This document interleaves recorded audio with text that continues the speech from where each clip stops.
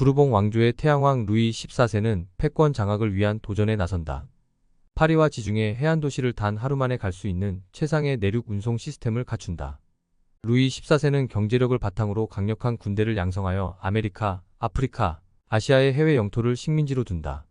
콜베르가 중상주의 정책을 펼치면서 경제 성장이 활발해지지만 무모한 패권 도전과 지방 귀족들의 부패로 성장 잠재력이 훼손된다. 콜베르가 죽자 개종을 거부하는 위그노들에 대한 탄압으로 산업기술과 자금이 해외로 빠져나간다. 루이 15세 또한 긴 통치 기간 동안 여러 전쟁과 외교적 도전에 부딪힌다. 카를 6세의 사망으로 마리아 테레지아가 방대한 영토를 물려받자 서로 황위를 주장하며 오스트리아 왕위 계승 전쟁이 터진다. 오스트리아 왕위 계승 전쟁에서 마리아 테레지아에 반대하여 싸운 프랑스는 오스트리아의 세력 약화에는 부분적으로 성공하지만 실질적인 성과를 거두지 못한다. 영국 및 프로이센과 맞서 싸운 7년 전쟁에서도 프랑스는 상당한 손상을 입는다. 7년 전쟁은 프로이센이 차지한 오스트리아의 비옥한 슐레지엔 지방을 되찾기 위해 오스트리아 합스부르크가가 프로이센과 벌인 전쟁이다. 유럽의 거의 모든 열강이 자국의 이해관계에 따라 합종연행을 한 유럽과 그 식민지의 전쟁에서 프랑스는 패배한다.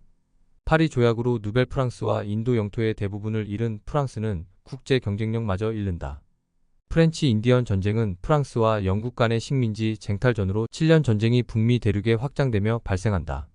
프렌치 인디언 전쟁 이전에 영국 식민지와 프랑스 식민지는 지리적으로 분리되어 있었지만 18세기 중반에 영국이 식민지를 미시시피 강 및 오하이오 강 지역으로 확장하자 갈등이 시작된다.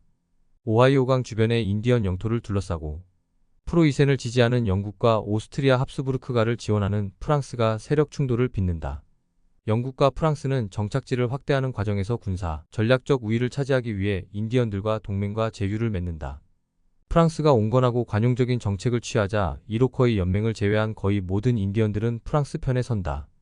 이로커이 연맹은 기원 전부터 기원 후 16세기에 걸쳐 형성된 북아메리카, 북동부 지역에 위치한 6개 부족 연합이다.